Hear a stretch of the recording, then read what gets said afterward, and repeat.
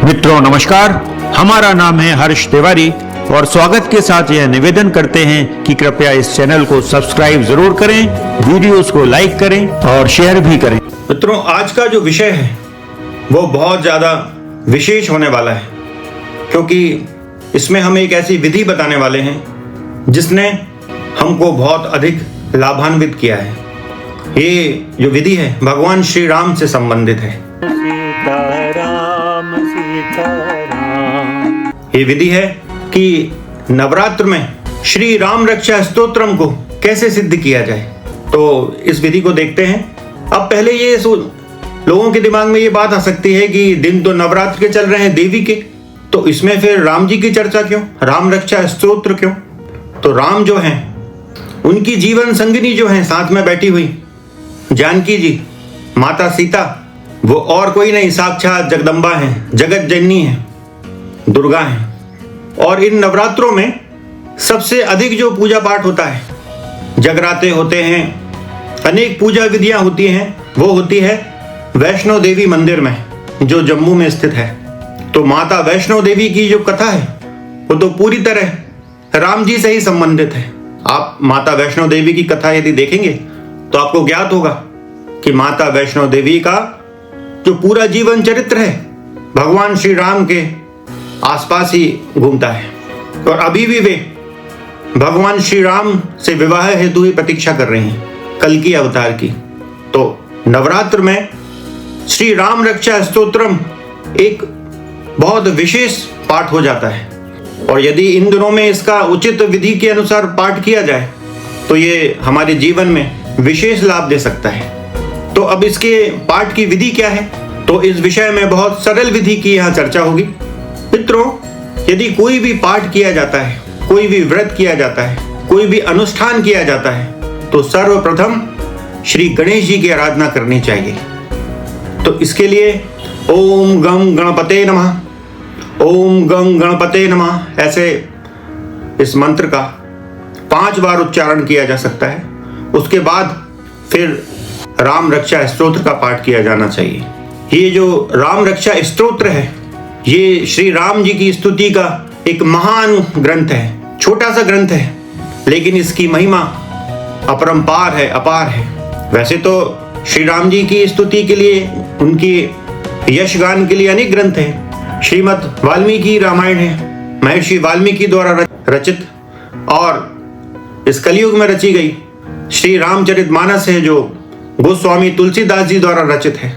लेकिन ये थोड़े बड़े ग्रंथ हैं। श्री राम रक्षा स्तोत्रम जो है ये बड़ा छोटा सा ग्रंथ है, बहुत थोड़ी संख्या में इसमें श्लोक हैं और इनके श्लोकों में क्या होता है कि बार बार राम शब्द की आवृत्ति होती है। तो इस राम शब्द की आवृत्ति के कारण ये पाठ जो है बहुत विशेष हो जाता है। इसके जो ये श्लोक हैं उनका जो इफेक्ट है वो बहुत ज्यादा मैजिकल है। इसके रचयिता जो है बुद्ध कौशिक, उन्होंने स्वयं ने इसकी रचना नहीं की है। उनको स्वप्न में शंकर जी ने राम रक्षा स्तोत्रम का पाठ सुनाया और जब वो सुबह उठे तो उन्होंने जैसा शंकर जी ने बताया था वैसा का वैसा लिख दिया। तो साथ में श्री राम जी की कुछ स्तुतियां जोड़ी। तो ये जो राम रक्षा स्तोत्रम है ये बहुत विशेष पाठ है। तो यदि इन नवरात्र में इसका पाठ किया जाए उचित विधि से तो ये बहुत विशेष लाभकारी होता है। अब कितने पाठ किए जाएं ये प्रश्न उठता है। तो जब संकल्प लें ओम गम गणपते नमः के मंत्रोच्चार के साथ संकल्प ले लें कि मैं इतने इतने पाठ करूंगी, और जो संकल्प लिया जाए उसको निभाया जाए। प्रयास करें कि कम से कम संख्या का ही संकल्प लें और ये कम से कम की जो संख्या है वो 5 है। 5 से कम में ज़्यादा लाभ नहीं होगा। कम से कम 5 बार श्री राम रक्षा स्तोत्रम का पाठ किया जाना चाहिए और अधिक, जितनी आपकी क्षमता है, जितना आपका सामर्थ्य है उसके अनुसार आप अधिक से अधिक पाठ ले सकते हैं। लेकिन चूंकि संकल्प लेकर कर रहे हैं तो प्रतिदिन उतना सधना चाहिए। ऐसा नहीं कि एक दिन शौक में ज्यादा कर लिया, अगले दिन फिर नहीं हो पा रही व्यवस्था, तो ऐसा नहीं। जिस संख्या का संकल्प लिया है उस संख्या को पूर्ण करना होगा। इसलिए हमने निवेदन किया कि कम से कम 5 बार अवश्य करें। शुरू में 1-2 बार आप हिंदी अर्थ सहित करें, क्योंकि श्री राम रक्षा स्तोत्रम संस्कृत में है।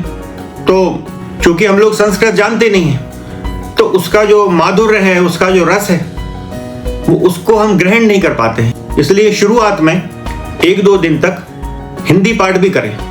एक बार जैसे आप 5 बार यदि पाठ कर रहे हैं तो एक बार हिंदी सहित कर लें, उसके बाद फिर संस्कृत करें। तो ऐसा पूरे नवरात्र तक किया जा सकता है। ये हो गई राम रक्षा स्तोत्रम की बात। अब इसके साथ जो दूसरा पाठ हम लोगों को करना है वो है श्री हनुमान चालीसा। श्री हनुमान चालीसा का कम से कम 11 बार पाठ आपको करना है, क्योंकि यदि हनुमान जी को मना लिया जाए तो श्री राम जी शीघ्र प्रसन्न होते हैं, माता जानकी शीघ्र प्रसन्न होते हैं। तो पहले राम रक्षा स्तोत्र कर लिया जाए, उसके बाद फिर श्री हनुमान चालीसा का पाठ किया जाए 11 बार। अब ये हनुमान चालीसा का जो पाठ है वो कोई आवश्यक नहीं कि आप एक सिटिंग में बैठकर करें, आप उसको थोड़े थोड़े विलंब में भी कर सकते हैं, लेकिन राम रक्षा स्तोत्र का पाठ आपको एक सिटिंग में ही बैठकर करना है। उसके बाद फिर हनुमान चालीसा कर लें। और यदि आप समय निकाल सकते हैं तो इसमें एक चीज और ऐड की जा सकती है, वो है सुंदरकांड का पाठ। तो ये सुंदरकांड इस विधि में पूरा नहीं किया जाएगा, ये केवल सुंदरकांड के प्रारंभ से इसको दोहा नंबर 35 तक किया जाना है। तो जैसे नवरात्र में 9 दिन होते हैं, तो शुरू के 7 दिन इसको 5-5 दोहे किए जा सकते हैं, और जो 8वां और 9वां दिन है उसमें आप दोहा क्रमांक 1 से दोहा क्रमांक 35 तक पूरा पाठ करें। क्योंकि ये विधि थोड़ी विशेष है, इसलिए केवल दोहा क्रमांक 35 तक ही बोल रहे हैं। पूरा सुंदरकांड तो 60 दोहे का है, लेकिन इस विधि में आपको केवल दोहा क्रमांक 35 तक करना है। तो पहले गणेश जी की स्तुति हो गई उनके मंत्र द्वारा, फिर श्री राम रक्षा स्तोत्रम का पाठ हो गया, और फिर हनुमान चालीसा, और यदि आप ऐड कर सकते हैं तो फिर ये सुंदरकांड। अब इसमें एक और महत्वपूर्ण बात है, वो महत्वपूर्ण बात है माला जाप। एक मंत्र है जिसकी माला की जानी है, जिसका जाप किया जाना है। अब माला जो है आपकी सुविधा अनुसार आप या तो 27 मनके की ले सकते हैं, या 54 मनके की ले सकते हैं, अथवा 108 की ले सकते हैं। 108 तो सर्वश्रेष्ठ है, क्योंकि माला जनरली 108 की ही होना चाहिए, लेकिन चूंकि समय अभाव के कारण यदि इतना नहीं कर पा रहे हैं तो कम से कम 27 अथवा 54 मनकों की माला करें, और यदि संभव हो तो पूरे 108 मनकों की माला करें। 27 मनकों की यदि माला आप करते हैं तो उसका लाभ ये होगा कि आप यदि 4 माला करते हैं अलग अलग समय पर भी, जब भी आपको समय मिलता है तो आप 4 माला करेंगे तो पूरी एक माला हो जाएगी 108 की। तो ये आपकी सुविधा अनुसार है, लेकिन ये जप जो है ये बहुत आवश्यक है इस विधि में। माला जो करना है, जाप करना किस मंत्र का करना है, तो वो मंत्र है ओम श्रीम श्री सीतारामचंद्राभ्याम नमः। ओम श्रीम श्री सीतारामचंद्राभ्याम नमः। इस मंत्र का आपको जाप करना है इस माला के माध्यम से। तो अब ये पूजा विधि हो गई, पाठ विधि हो गई। अब सबसे महत्वपूर्ण बात कि जब तक आपका ये अनुष्ठान चलता है तो आपको एक विशेष कार्य और करना है, कि आपको ये जो व्रत है, आपको ये जो पाठ है, आपको ब्रह्मचर्य व्रत के साथ करना है। इसलिए इस कार्य के लिए विशेष दिन चुने गए हैं, वो ये नवरात्र है। तो आपको ब्रह्मचर्य व्रत के साथ करना है, और यदि आप कर सकें तो मनोनिग्रह व्रत के साथ इसको करना चाहिए, तो ज्यादा लाभ होगा। अब ये मनोनिग्रह व्रत क्या होता है, तो इसके लिए हमने एक वीडियो बनाया है ये वाला। तो इस मनोनिग्रह के व्रत के साथ आप यदि करेंगे तो आपको लाभ शीघ्र होगा। मनोनिग्रह का व्रत जो है हमको आंतरिक शुद्धि प्रदान करता है, क्योंकि यदि विशेष लाभ किसी विधि का प्राप्त करना है तो उसमें यदि मन का निग्रह करके कोई कार्य किया जाए तो लाभ अधिक होगा। तो इस मनोनिग्रह के वीडियो में दी गई विधि को आप करें। बड़ी सरल विधि है, ऐसी कोई जटिल नहीं है, की जा सकती है। तो ये स्वेच्छा अनुसार आप कर सकते हैं कि आप इन नियमों का पालन करें, लाभ शीघ्र होगा। और मित्रों, ये नवरात्र जो है ये तो सामान्य है, विशेष नवरात्र आते हैं जिन्हें गुप्त नवरात्र कहा जाता है। यदि ये विधि आप उन गुप्त नवरात्र में करते हैं तो आपको कई गुना ज्यादा लाभ होगा, कई गुना शीघ्रता से आपको लाभ होगा। तो मित्रों, ये विधि हमने आपको बताई। इस विधि का हमारे जीवन पर बहुत प्रभाव पड़ा है।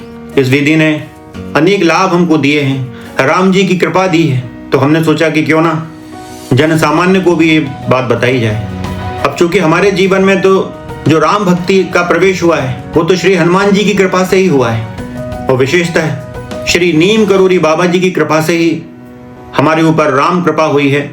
और ये राम नाम की भक्ति हमको श्री नीम करोरी बाबा जी की कृपा स्वरूप ही प्राप्त हुई है।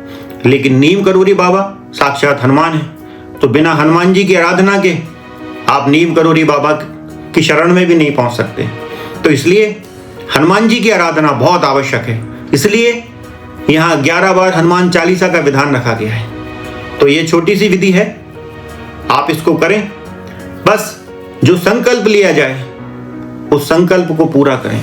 जो संख्या आपने श्री राम रक्षा स्तोत्रम की निर्धारित की है उस संख्या का पालन करें। कम से कम 5 करें, आप अधिक लालच ना करें। यदि आप ज्यादा कर सकते हैं, ज्यादा समय आपके पास है, तो आप 11 कर लें, 21 कर लें, लेकिन कम से कम 5 आपको करना होंगे। तो आप देखेंगे कि भगवान श्री राम की विशेष कृपा इस राम रक्षा स्तोत्र के माध्यम से आपको प्राप्त होगी। श्री जानकी जी की विशेष कृपा आपको प्राप्त होगी, और एक कृपा आपको गिफ्ट में मिल जाएगी, उपहार में, श्री हनुमान जी की कृपा। क्योंकि बिना हनुमान जी की कृपा के राम जी नहीं मिलते हैं, और बिना राम जी की कृपा के हनुमान जी नहीं मिलते हैं। तो इसलिए ये एक पैकेज टाइप का बताया हमने आपको, तो आप इसको करें। तो मित्रों, आज इतना ही। फिर किसी अन्य वीडियो में आपसे पुनः भेंट होगी। तब तक के लिए अनुमति दें। जय सिया राम, जय जय श्री सीताराम। राम राम राम राम राम राम राम सीता राम सीता